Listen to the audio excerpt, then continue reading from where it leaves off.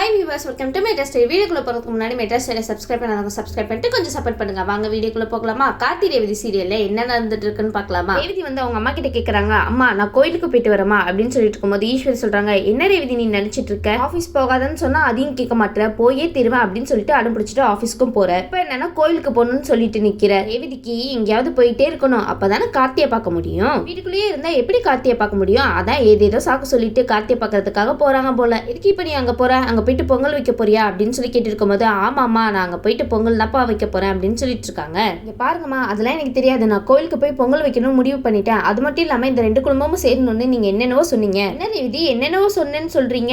ஏதேதோ போய் சொல்லியிருக்காங்க. பாருங்கம்மா, நீங்க சொன்ன மாதிரி நான் எல்லா விஷயத்தையுமே நம்பிட்டேன். அது மட்டும் இல்லாம நீங்க சொல்ற மாதிரி தான் இந்த கல்யாணமும் நடக்க போகுது. ஆனா நீங்க நினைச்சது எல்லாமே நடக்கலாம். நான் அட்லீஸ்ட் வந்து பொங்கல் வைக்க தானே போறேன்னு சொல்றேன். நான் நினைச்சது நடக்க கூடாதா என்ன? அதுக்கு போய் தடங்கல் சொல்றீங்களேமா அப்படின்னு சொல்லிட்டு ஈஸ்வரி மனசை கலைச்சிட்டு இருக்காங்க நம்ம ரேவதி. நீங்களும் தான் எதை சாக்கு சொல்லிட்டு கார்த்தியை பார்க்கலான்னு பாக்குறீங்க. நடத்துங்க. ஆனா நம்ம ஈஸ்வரிக்கு கொஞ்சம் உள்ளுக்குள்ள பயம் இருக்கு. எங்கடா இவ ஏதாவது போய் சொல்லிட்டு கார்த்தியை போய் மீட் பண்ண போறாளோ அப்படின்னு சொல்லிட்டு. ஈஸ்வரி நீங்க கணிக்கிறது ரொம்ப கரெக்ட் தான். அவங்க கோயிலுக்கு பொங்கல் வைக்க தான் போறாங்க, ஆனா அதே சாக்கா வச்சுட்டு கார்த்தியும் மீட் பண்ண போறாங்க போல. நான் வந்து கோயிலுக்கு போயே தீரணும் அப்படின்னு சொல்லிட்டு ஒரு பக்கம் ரேவதி வந்து அடம் பிடிக்க, இன்னொரு பக்கம் ஈஸ்வரிக்கு என்ன பண்றதுன்னே தெரியல. என்னடா இவ இப்படி அடம் பிடிக்கிறாளே அப்படின்னு சொல்லிட்டு யோசிச்சுட்டு இருக்காங்க. என்னடா இது, இவளை போக விடலாமா இல்ல வேணாமா அப்படின்னு சொல்லிட்டு. ஈஸ்வரி உங்களுக்கு வேற வழியே இல்ல, போக விட்டு தான் ஆகணும். பாருங்கம்மா, எல்லாமே உங்க ஆசைப்படிதான் நடந்துட்டு இருக்கு. இந்த சின்ன சின்ன ஆசை கூட என்னோட இஷ்டத்துக்கு நடக்க கூடாது என்ன? இதுல போய் தடங்களா சொல்றீங்களேம்மா. அது மட்டும் இல்லாம தாத்தா பாட்டி எல்லாம் கோயிலுக்கு வருவாங்கம்மா, நான் பாக்கணும்னு ஆசையா இருக்கேன், நீங்க வந்து போவேன்னு சொல்றீங்களேம்மா என்ன? இது கேட்டுட்டு சாமுண்டீஸ்வரிக்கு என்ன பண்றதுன்னே தெரியல. அதனாலதானே உங்களை போவேன்னு சொல்றாங்க. இன்னொரு பக்கம் மயில்வாகனம் வந்து, ஏய் ரேவதி வந்து கோயிலுக்கு போறான், வாரவகினி நம்மளும் போகலாம் அவ கூட அப்படின்னு சொல்லிட்டு அவர் ஒரு பக்கம் கிளம்பிட்டு இருக்காரு. என்ன மயில்வாகனம் இன்னும் அத்தை பர்மிஷனே தரல, அதுக்குள்ள எங்க அவசரப்படுறீங்க, வெயிட் பண்ணுங்க. சந்திரா அங்க வந்து வராங்க. என்ன ரேவதி, அதான் அம்மா அவ்வளவு தூரம் சொல்றாங்களே கோயிலுக்கு போக வேணான்னு, நீ எங்கேயும் போக வேணாம் வீட்லயே இரு அப்படின்னு சொல்லிட்டு இருக்காங்க. உடனே ரேவதி கேக்குறாங்க, இங்க பாருங்க நீங்க தேவையில்லாம இதுலலாம் தலையிடாதீங்க, நீங்க உங்க வேலையை பாருங்க அப்படின்னு சொல்லிடுறாங்க. என்ன ரேவதி பொசுக்குன்னு இப்படி பேசி போட்டீங்க? ரேவதியை வந்து சந்திரா மறைச்சு பாக்குறாங்கப்பா. உடனே வந்து ஈஸ்வரி கிட்ட கேக்குறாங்க, என்னக்கா நீனு அவளை பேசி விட்டு பாத்துட்டு இருக்க? இப்ப என்னன்னா இவ கூட சேர்ந்துட்டு ரோகிணியும் மாப்பிளையும் கிளம்புறேன்னு சொல்லிட்டு இருக்காங்க, நீ அமைதியா கேட்டுட்டு இருக்க, இதெல்லாம் தடுத்து நிறுத்த மாட்டியாக்கா அப்படின்னு சொல்லிட்டு இருக்கும்போது ஈஸ்வரி சொல்றாங்க, இங்க பாரு சந்திரா, அவளுக்கு எல்லா உண்மையும் தெரிஞ்சதுக்கு அப்புறம் கூட நான் பார்த்த மாப்பிளையே கல்யாணம் பண்ணிக்கிறேன்னு ஒத்துக்கிட்டா, அதுவே ரொம்ப பெரிய விஷயம். சின்ன சின்ன விஷயத்துக்காகலாம் அவளை இழுத்து பிடிச்சோன்னு வச்சுக்கோயேன், அவ நம்ம கையை மீறி போயிடுவா, பரவாயில்லையா அப்படின்னு சொல்லி கேட்டுட்டு இருக்காங்க. ஈஸ்வரி இவ்வளவு தூரம் பொண்ணை பத்தி புரிஞ்சு வச்சிருக்கீங்களா? கரெக்ட் தான் நீங்க சொல்றது, கொஞ்சம் விட்டு பிடிங்க, ரொம்ப இழுத்து பிடிச்சிங்கன்னா பறந்து போயிட போகுது கிளி. என்ன சந்திரா நான் சொல்றது புரியுதா? அவளை இப்ப நம்ம ரொம்ப அடிக்க வச்சோம்னா நம்ம சொல்றதை கேட்காம போயிடுவா, அவன் நினைச்ச காரியம் எதுவும் நடக்காம சுக்குநூறா போயிடும், பரவாயில்லையா அது உனக்கு அப்படின்னு சொல்லிட்டு இருக்கும்போது சந்திராவும் ஈஸ்வரியும் ஒரு பக்கம் பேசி முடிச்சுட்டு ஒரு முடிவு எடுத்துட்டு, சரி அவளை அனுப்பி விடுவோம் அப்படின்னு சொல்லிட்டு, ரேவதி நீ போயிட்டு வாமா அப்படின்னு சொல்றாங்க. ஈஸ்வரி ஒரு வழியா நல்ல முடிவு எடுத்திருக்கீங்க போங்க. இப்ப சந்திரா வந்து சிவனாண்டியை தான் மீட் பண்றாங்கப்பா. அவங்க கிட்ட கேக்குறாங்க, நல்ல வேளை இந்த முருகன் நம்ம கையில கிடைச்சது நல்லதா போச்சு, ஒரு வேளை அந்த கார்த்தி கையில மட்டும் கிடைச்சிருந்தா எல்லாமே ஒரு கட்டத்துல சொதப்பலா போய் முடிஞ்சிருக்கோம் அப்படின்னு சொல்லிட்டு இருக்காங்க நம்ம சந்திரா.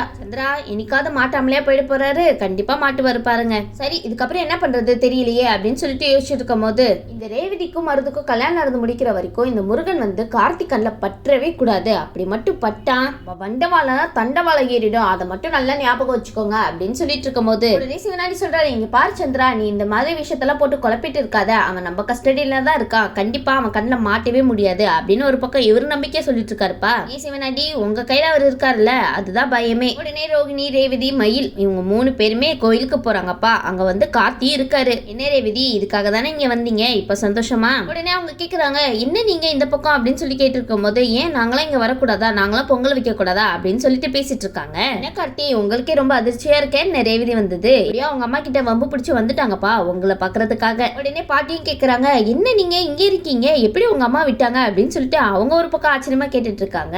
ஆமா பாட்டி ரொம்ப ஆச்சரியமான விஷயம் தான், ஈஸ்வரி விட்டது, விட்டு பிடிக்கிறாங்களாமா ரேவதிய. உடனே மயில்வாகன் வந்து ரொம்ப சந்தோஷத்தோட சொல்றாங்க, என்ன பாட்டி நீங்க பேசிட்டு இருக்கீங்க, ரேவதி அத்தையை எப்படி எதிர்த்து பேசிட்டு வந்திருக்கான்னு தெரியுமா உங்களுக்கு அப்படின்னு சொல்லிட்டு இருக்கும் போது, என்ன சொல்லிட்டு இருக்கீங்க நீங்க அப்படின்னு ஆச்சரியமா கேட்டுட்டு இருக்காங்க.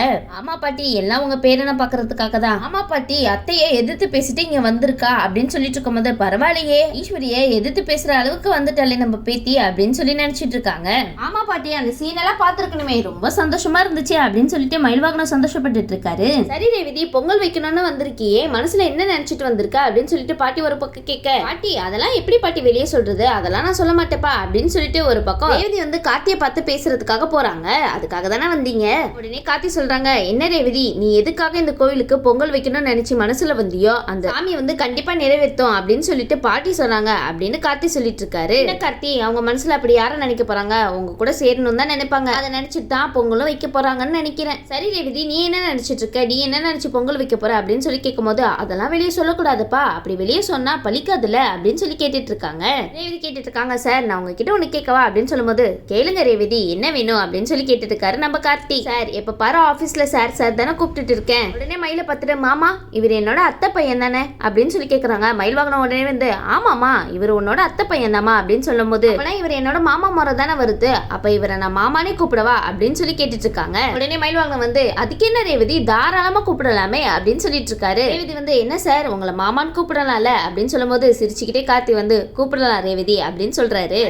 ரொம்ப சூப்பரா போயிட்டு இருக்கே, அருமையான காட்சியா இருக்கே, கூப்பிடுங்க ரேவதி. ரேவதி ரொம்பவே சந்தோஷப்படுறாங்கப்பா. இந்த பக்கம் நம்ம கார்த்தி வந்து மயில கூட்டிட்டு போயிட்டு ஒரு விஷயம் சொல்றதுக்காக போறாரு. என்ன சகல என்ன விஷயம் என்னாச்சு அப்படின்னு சொல்லி கேட்ட உடனே கார்த்தி சொல்றாரு, இந்த மருது கொஞ்சம் கூட நல்லவனே கிடையாது அப்படியா அப்படின்னு சொல்லிட்டு எல்லா விஷயத்தையுமே வந்து சொல்றாரு நம்ம கார்த்தி. மயில்வாகனம் வந்து ரொம்ப கோவப்பட்டு, இவ்வளவு பெரிய அரக்கனையா நம்ம வீட்டுல வச்சிருக்காங்க இந்த அத்தை அப்படின்னு சொல்லிட்டு இருக்காங்க. இந்த அத்தைக்கு புத்தி இருக்கா இல்லையானே தெரியலையே, ஏன் இவங்க இந்த மாதிரி எல்லாம் பண்ணிட்டு இருக்காங்க அப்படின்னு சொல்றாங்க. என்ன மயில திடீர்னு புத்தி இருக்கா இல்லையான்னு புசுக்குன்னு சொல்லிட்டீங்க. சரி சகல இப்ப என்ன பண்ண போற அப்படின்னு சொல்லி கேட்டு இருக்கும் போது, இந்த ஆதாரத்தோட நிரூபிக்கணும்னா அந்த முருகன் நம்ம கையில ஃபர்ஸ்ட் கிடைக்கணும் அப்படின்னு சொல்லிட்டு இருக்காரு நம்ம கார்த்தி.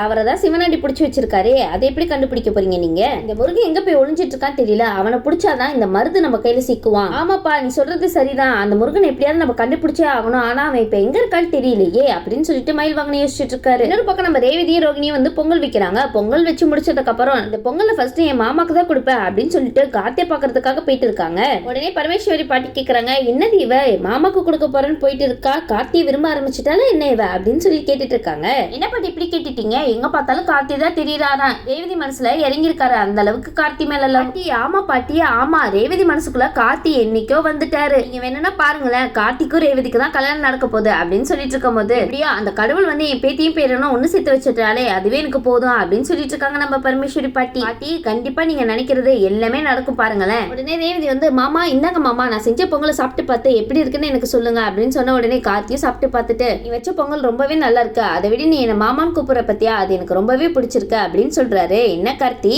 ரூட் வேற எங்கேயோ போதே, நீ இவ்வளவு ரொமான்டிக்லா பேசுவீங்களா என்ன? கார்த்தி ஒரு பக்கம் இந்த மாதிரி சொல்லிட்டு சிரிச்சிட்டு இருக்காரு. என்ன கார்த்தி வெக்கமா? இதை கேட்டுட்டு நம்ம ரேவதியும் வைக்கப்பட்டுட்டு போயிடறாங்கப்பா. மேல்வாங்க சொல்றாங்க, பார்த்தியா கார்த்தி அவ உன்னை விரும்ப ஆரம்பிச்சுட்டா அப்படின்னு சொன்ன உடனே கார்த்தி சொல்றாரு, அதான் எனக்கு எப்பவே தெரியுமே அப்படின்னு சொல்றாரு. இதுக்கப்புறம் என்னப்பா பிளான் அப்படின்னு சொல்லி கேட்டு இருக்கும் போது, ஃபர்ஸ்ட் நம்ம முருகனை வந்து கண்டுபிடிக்கணும், அதுக்கப்புறம் தான் நம்ம வந்து அந்த மருதை பிடிக்கிறதுக்காக கரெக்டா பிளான் போடணும். அதை விட முக்கியமான விஷயம் அத்தைக்கு எல்லா உண்மையும் தெரிய வரணும். அப்படி மட்டும் அவங்களுக்கு எல்லா உண்மையும் தெரிஞ்சிச்சுன்னா அவங்களே இந்த கல்யாணத்தை நிறுத்திடுவாங்க அப்படின்னு சொல்லிட்டு இருக்காரு நம்ம கார்த்தி. அப்ப கூட அவங்க கல்யாணத்தை நிறுத்துவாங்களா இல்லையான்னு தெரியல, உங்களுக்கு ரேவதியை கல்யாணம் பண்ணி கொடுக்க கூடாதுதான் அவங்களோட முக்கியமான எண்ணமே. அதனால அவன் கெட்டவனா இருந்தாலும் சரி நல்லவனா இருந்தாலும் சரி அவனுக்கே கல்யாணம் பண்ணி கொடுத்துருவாங்க இந்த ஈஸ்வரி. அப்படிப்பட்டவங்க தான் இவங்க. சந்திரா வந்து சிவனாண்டி கிட்ட சொல்லிட்டு இருக்காங்க, கல்யாண நாள் வந்து நெருங்கிட்டே வருது, இனி என்ன பண்றதுன்னே தெரியலையே, இந்த கல்யாணத்துல இந்த கார்த்தினால மட்டும் பிரச்சனையே வரக்கூடாது அப்படின்னு சொல்லிட்டு ஒரு பக்கம் யோசிச்சுட்டு இருக்க உடனே சிவனாண்டி சொல்றாரு, பார் சந்திரகலா என்கிட்ட ஒரு பெரிய பிளான் இருக்கு அப்படின்னு சொன்ன உடனே சந்திரா வந்து, அப்படி என்ன பிளான் வச்சிருக்கீங்க அப்படின்னு சொல்லி கேட்க சிவனாண்டி அவரோட பிளான் எல்லாம் சொல்றாங்க. உடனே சந்திரகலாவும், நீங்க சொன்ன திட்டம் ரொம்ப சூப்பரா இருக்கு, கண்டிப்பா இதை வந்து நம்ம வந்து பண்ணோம்னா அந்த கார்த்தினால ஒரு ஆணியை கூட அசைக்க முடியாது அப்படின்னு சொல்லிட்டு இருக்காங்க. சந்திரா கார்த்தியை மட்டும் கண்மூடித்தனமா எடை போடாதீங்க, அவர் யாருன்னு உங்களுக்கு தெரியும்ல.